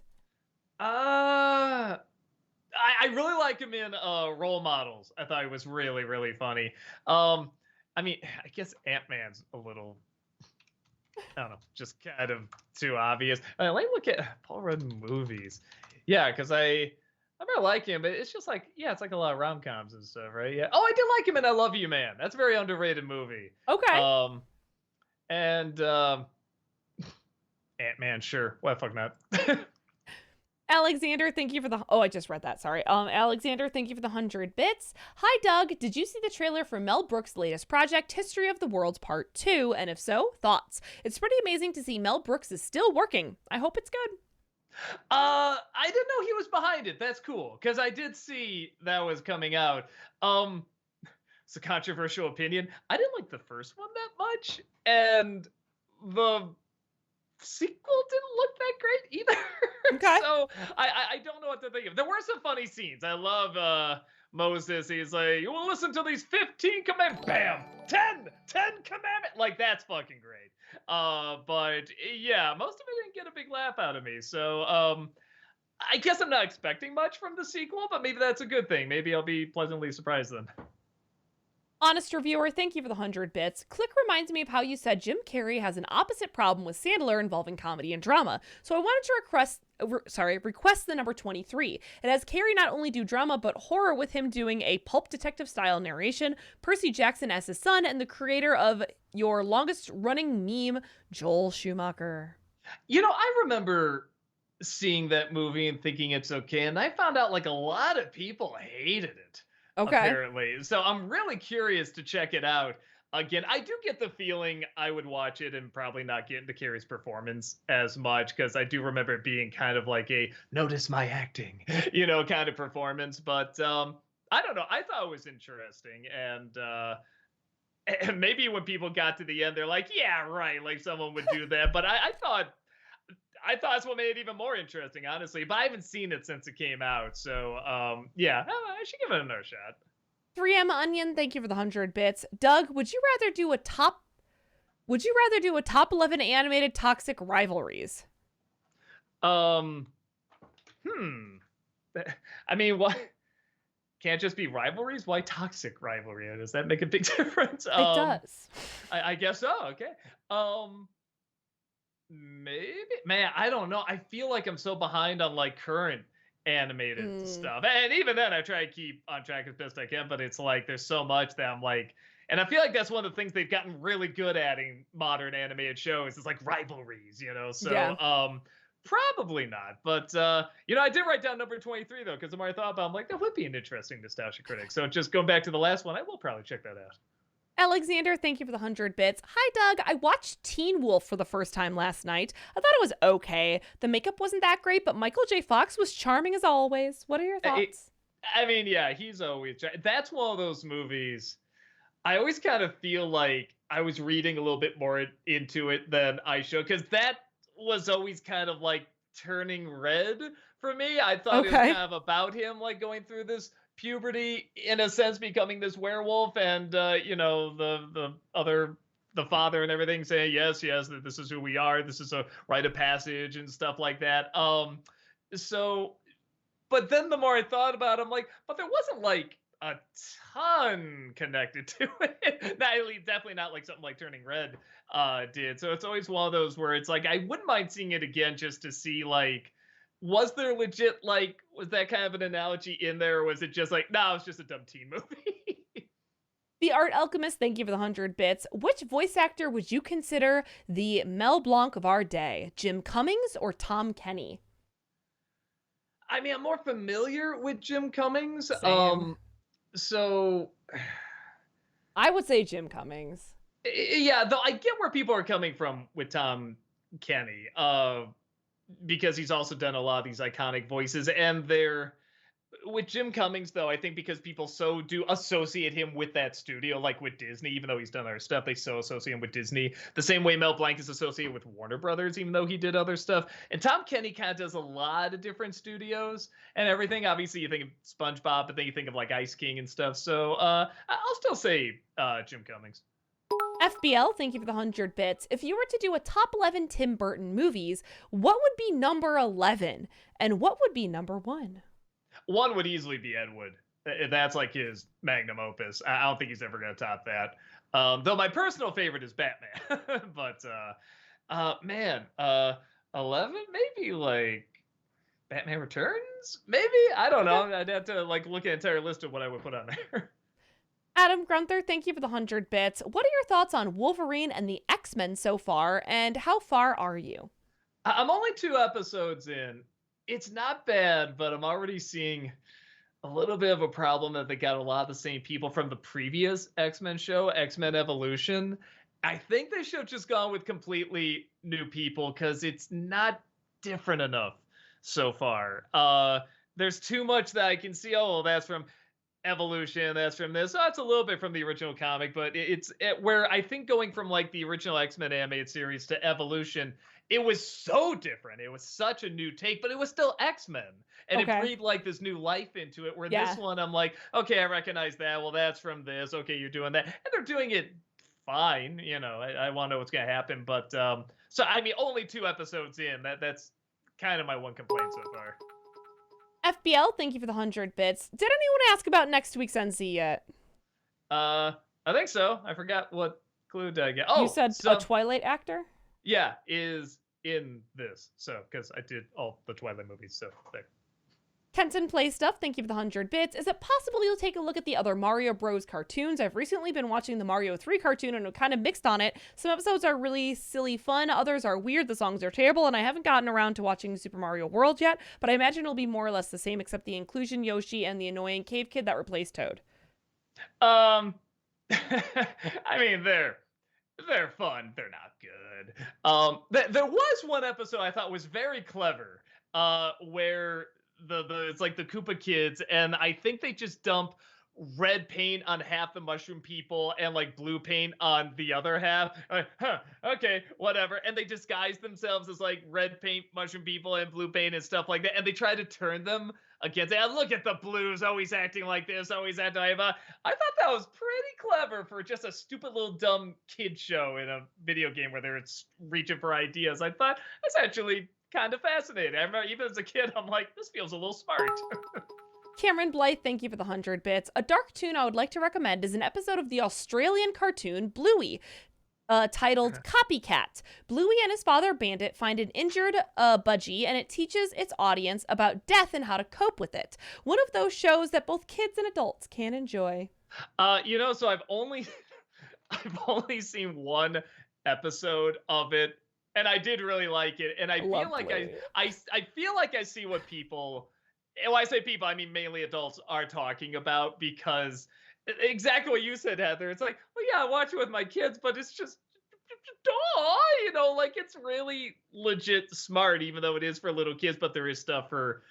I feel like it's like the modern day Sesame Street. Like people are just like, oh, I didn't know, like I could enjoy this too, and it feels kind of new and fresh. So I've only seen one episode, but maybe that'll be an excuse to see like another one, because I did really like it. Oh, what was I just saw this video by this guy. He's so fucking funny. And he literally just did a video on like the different Bluey fans. And like the diehard fans, the ones that are let me look up the guy. Come on, what's his name? Go to his channel, get him.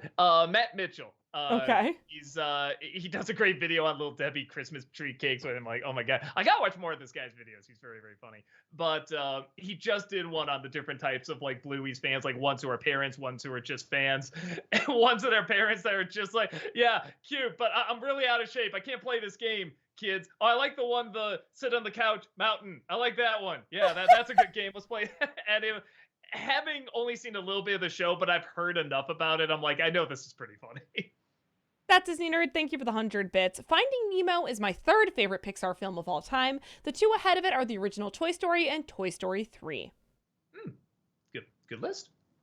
CJ Noel Lopez, thank you for the 100 bits. Doug, you want to feel really old? This month marks the 10th anniversary of the Nostalgia Critic revival with The Odd Life of Timothy Green. Whoa, that is weird. That's weird. It got weird when we had more episodes with like the intro and the theme song than we did without. I remember that was pretty trippy. It's weird when we get to a point where like when we had like Tamara longer than we had like Rachel. It's like, oh, we've gotten past that point. That's interesting. Like there's always little things like that that I always kind of go, oh wow, has it been that long? Okay, cool. Alexander, thank you for the 100 bits. Hi, Doug. Have you ever seen The Incredible Burt Wonderstone? It got panned by critics, but I actually thought it was pretty decent comedy. Jim Carrey was amazing in it, one of his most underrated roles, in my opinion. I think I saw it in a hotel once, and I remember being all right. Like, it's hit and miss, but like the misses, I was always like, oh, it could have been worse, kind of thing. It's a cute movie to have on in the background, you know what I mean? Yeah. Kenton Play Stuff, thank you for the 100 bits. What do you think big companies were thinking when they made toys and kid shows based on bloody and violent franchises like RoboCop and Mortal Kombat? I mean, other than the obvious reason of big cash money. It's called 80s. Well, okay, and Mortal Kombat, they had a PG-13 movie out at the time, so it's like they're already kind of going softer with that. But I mean, they had like a cartoon show of RoboCop as well. That's with a lot of I guess they didn't do it with Terminator, but something like RoboCop, maybe that was the idea. They're like, well, we can get a cartoon show, sell toys on that, and then like as they get older, they can see the real Die Hard goody movie, because there's like an arcade game of it too. Yeah, I don't know. I think they're just more laxed about it. They're just like, but it's rated R. Grow the fuck up. I don't know why this one really got me, but Kermit Wazowski says, before you know it, there'll be more episodes with you balds than with your hair, Doug. And Yep. that's when he decided to grow his hair back, and then he remembered he couldn't. CJ Noel Lopez, thank you for the 100 bits. Heather, being a teacher and all, have you watched the show Abbott Elementary? Everyone seems to love it, and I've only seen parts of it. From what I've seen, it's really funny. I've heard that too, and I haven't watched it yet. I really need to, because I know some of my teacher friends adore Abbott Elementary. Kenton Play Stuff, thank you for the 100 bits. Heather, once you reach the February sub goal, if I may make a suggestion for a funny dating game, I've never played it, but I remember seeing it in a Jaden Animations video. I believe the concept is that you can date various Namco characters, including the Galaga ship. I might look into that. But I mean, I kind of already have at least 3 ideas. Being the KFC dating sim game, because of course that's a real thing. Hotelful, I never know how to say it. Hotelful Boyfriend, the pigeon one, the pigeon dating sim. Or Monster Prom, which is just short and really cute. So that could be something for me to look into, though. Yeah. FBL, thank you for the 100 bits. I couldn't get into Arrested Development because I found the relentless incest jokes in the first 2 episodes so gross and off-putting. Thoughts? I gave it a shot once or twice, and I don't know, it wasn't bad. It's the same thing though. It just didn't grab me. Yeah, I don't know. And there's a lot of good actors in there, and I acknowledge the writing's pretty decent, but I don't know. I'm more of a Schitt's Creek kind of guy. Like that was my Arrested Development. I like Arrested Development. I feel like I have to go back and watch it again, though, because I feel like that show was made for, like, binge watching before binge watching was really a thing. Yeah. And I feel like I have to go back and watch it again. Everyone said you have to kind of watch it in order. They're always like, start from the beginning. And I mean, I thought I did. Maybe I didn't. I thought I watched the first episode, but yeah, I don't know. Maybe I should give it another shot. FBL, thank you for the 100 bits. Favorite episode/guest from Between Two Ferns? God, I'd have to look at them again. I'm trying to remember. The only one that's coming to my head is the Obama one. I remember that was just like, shit, is that Obama? Yeah, sure, I'll say that because I remember it. Alexander, thank you for the 100 bits. I have to admit, Doug, I never felt guilty for liking Batman Returns. It is definitely Burton unhinged, as Rob put it, and yes, there are some inconsistent moments, but none of the problems bothered me enough for me to say it's a guilty pleasure. I actually liked DeVito's Penguin, even if his funeral was confusingly sympathetic. Yeah, he's really the only element. I feel bad because he's not bad in it at all. He's giving exactly, what's being asked of him, and he really does become that character. I don't see DeVito under all that makeup. Like, he really, really does a good job. But yeah, they just couldn't figure out if they want to make him sympathetic or just disgusting, and I'm fine with either, but like, you gotta choose one because I don't think you can have it both ways with that setup. Cameron Blythe, thank you for the 100 bits. Knowing how much you love animation, I would recommend the Bluey episode, Sleepy Time. It's so simple but really charming. Here's a fun fact. Bluey is the highest rated animated series on IMDb with a 9.6. I'm 24 and I love this show. There's also a part of me that's just like, no, I'm going to fight it off until I have no choice. You know what I mean? There is something like so weird about just seeing everyone like, have you seen Bluey? It's so wholesome. Oh my god, just the most adorable. I mean, I know it's like for babies or whatever, but oh my god, it's so amazing. It's so good. And it's just like, there's a part of me, it's just like, no, I'll never be one of you. But like, I review Kicking and screaming. Yeah, I review cartoons for a living and stuff like that, but there's something about this one where I'm just like, no, I have to stop somewhere. Will it make you feel better, Doug, if I just let you borrow one of my 7 nieces or nephews, and then you're like, well, I just had to because I was watching Heather's 2-year-old niece. What was I supposed to do? Not watch Bluey? They're off like playing with the oven. I'm like, yeah, that's great. Oh my god, Bluey, don't go in there. That's an oven. Drew ZMC Twitch, thank you for the 100 bits. So my question from 2 weeks ago about a Hotel Transylvania movie focusing on Dennis and Winnie, I thought about your answer and maybe want to ask, what if I kept the same age, have a story that's on the same level as Last Wish, and mixes animation from the first 2 films and elements from Spider-Verse and Last Wish for the slapstick? I guess there's a lot of stuff in Last Wish where if you told me they were doing that animation style, I wouldn't think it would work, but I think it did. So, yeah, I don't know. Sure. Kenton Play Stuff, thank you for the 100 bits. Last bits of the night. I don't know if I've asked this before, but would games that come out before Disney bought Marvel, Star Wars, and Fox technically count for Disneycember? Spider-Man N64, PS1, Star Wars The Force Unleashed, just to give a few examples. Yeah, I think we talked about that before, did we? Yeah. I mean, Yeah, I yeah, think we because would. I think I just said like Star Wars games and stuff. Yeah. Sure. Yeah, in fact that might even be a good kind of easy one to do, like maybe Super Star Wars or something like that, the more I think about it.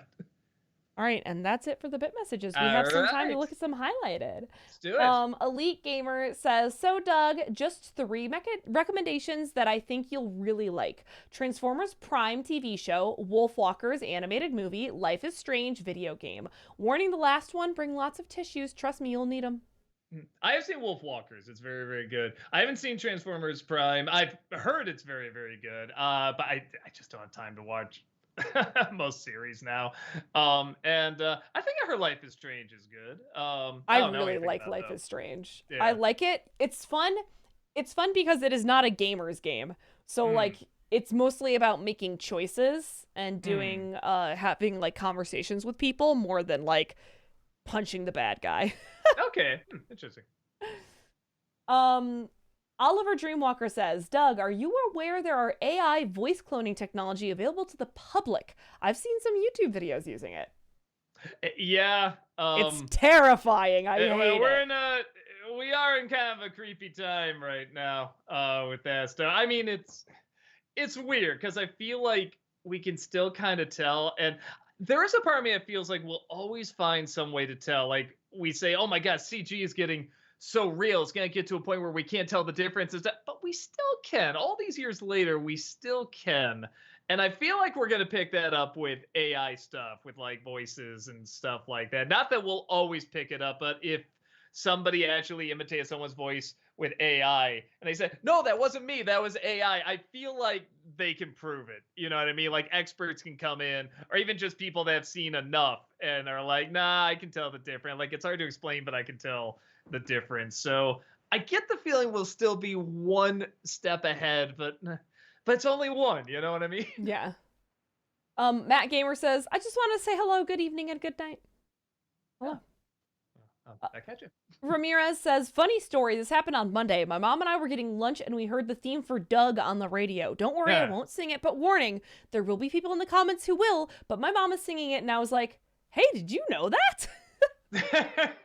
It's on the radio? That's weird. Like Radio Disney or something? That's odd. Yeah. The Art Alchemist says, imagine this switch around. Mike Myers as the Grinch and Jim Carrey as Cat in the Hat. I don't think Mike Myers would be a good Grinch. I mean, they're, in my opinion, they're both bad movies anyway, but Carrey could maybe... I think he could help the Cat in the Hat, but I still don't think he'd be able to, like, save it. You know what I mean? I mean, they're both still not very well written. Lord R. Wolfen asks, which Goofy in Kingdom Hearts is scarier to you? Sea Turtle Goofy, Land Turtle Goofy, or Monster Goofy? And do you think Kingdom Hearts 4 could top any of that if they keep going? Monster Goofy. I think it's the eyes, the one big eye, the one small eye, and the different colors. Yeah, and Kingdom Hearts 4. Let's see, like, Goofy in, like, the Land of the Dead and Coco, like, Skeleton Goofy. I think that'll be it, man. That'll be the end of me. Why is that so terrifying? It is, right? Imagine Donald in that, man. Holy shit. I don't want It's to. like No, thank you. Master Mario says, hold it right there, you old gack. Will you ever bring back Douchey? I kind of miss him. Maybe there can be a review where he clashes with Hyperfan Girl. I think we did talk about that. We were like, if we ever did bring him back, like, you'd have to do that. But I don't think my voice can do it anymore. I was already hating that voice by the end of it. Also, just the wig in general was just in my eyes so much, and and that was part of the joke. You have it like under the glasses, and the glasses over it, and it looks great, but it's like it was so annoying. I just hated, like, I'd have to spit it out and everything. Yeah, no, probably not. Oceloti says, hello, Heather and Doug. My question to both of you, are there any movies/TV shows that you prefer dubbed version over the original language, not including anime. Oh man, I feel like anime is the thing I watch dubbed most, so I don't even know. Yeah, I was gonna say I knew a couple anime, but does it have to be animated or is it just movies or shows? Movies or TV shows?